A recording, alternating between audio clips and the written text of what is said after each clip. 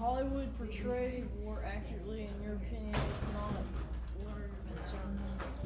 Um, so I would say off the bat, there's two movies that come to mind.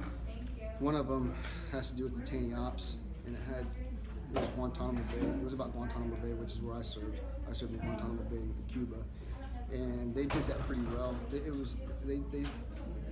did that pretty well. I never served in combat. I've never. So when I mean combat, I'm talking about infantry guys who are out there on the front lines who are engaging enemy combatants and but I have buddies that did, and from what they've told me, a lot of movies like Lone Survivor, that one stays pretty true. That's an awesome movie. But yeah, of course there's some other movies that are just complete garbage. Yeah. So, What do you want eighth graders to understand about war, the military? I think it's important that you're aware of what's going on in this world, especially other areas of conflict. I mean, I think it's also important to understand the sacrifices they give and their families. And also there's a fellow he was a student here a few years ago, back I'd say no longer than 10 years ago, Alex Viola. He was a special ops ranger, Army Ranger, and he gave his life. And it's crazy because this guy, he was a Keller Middle School student. He went to Keller High School.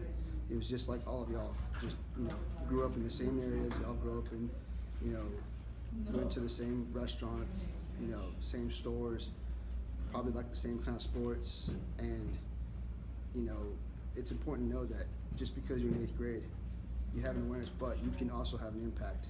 And there's things to come, and y'all are young. Y'all are very young, and there's you have your whole life ahead of you. So there's so much more y'all have to give, especially, and I'm not talking about military, but just on having an impact in society, whether that be as a doctor, or as a construction person, or whatever. Just being thankful and just knowing that you have the opportunity to do that in America and in Texas, because pretty much we're number one. We're the best in the world. So there you go. Yes, sir. What are your strongest memories from your time in the military? And this is totally optional too. Man, I'll tell you, the strongest memories I have are getting tasered and getting OC sprayed. OC spray is it's like pepper spray, but it's worse. It comes in a canister. They have Mach 44, Mach 44, Mach 48, and it's called oleoresin capsicum. It's basically like this nasty spray.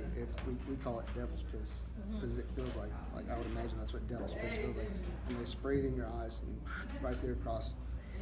And you have to do an obstacle course where you have to go, you have to take down somebody, you have to do hand-to-hand combat with batons, and meanwhile you can barely breathe because it affects your respiratory system.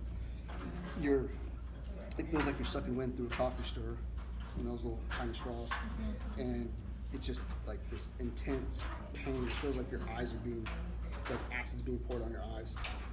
And we had to do that, and then we also had to get tased, which was not bad.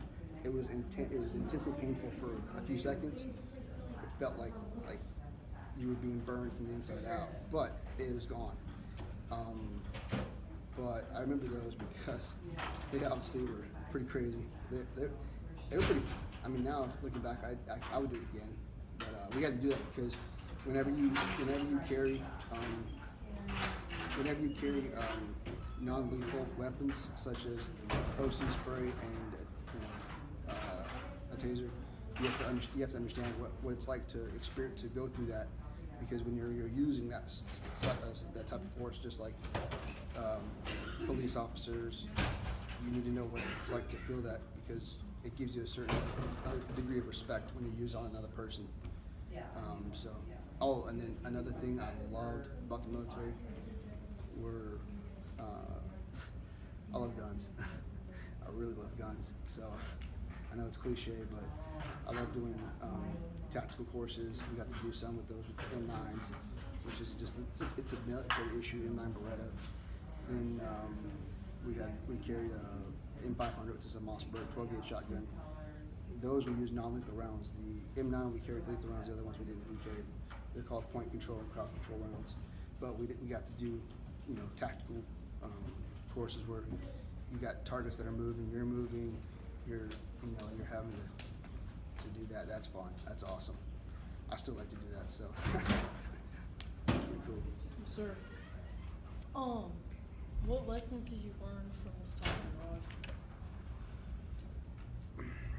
The military taught me attention to detail, just making sure all the small details are done, because those are what's going to really get you, just no matter what you're doing.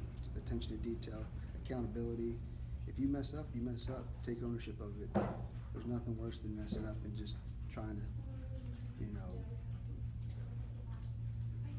I guess, play like you didn't, just taking ownership of it, and then loyalty, making sure you got your brother's back, because that's all you got sometimes. Yeah. What is your opinion of recent world events in the United States military involvement in them?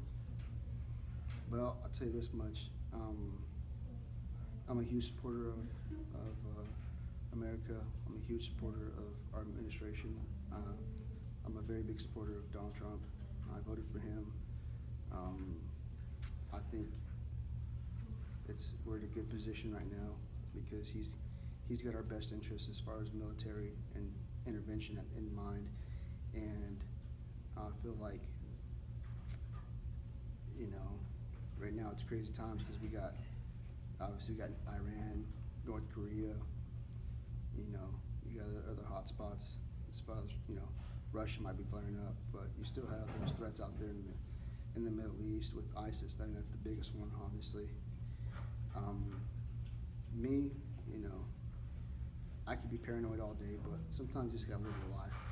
So, but I'm always gonna support the military. I'm always gonna support my president. So, yep. Sir, thank you very much. Hey, no problem at all. That's it. All right, Thank you. you got it. Yes, sir.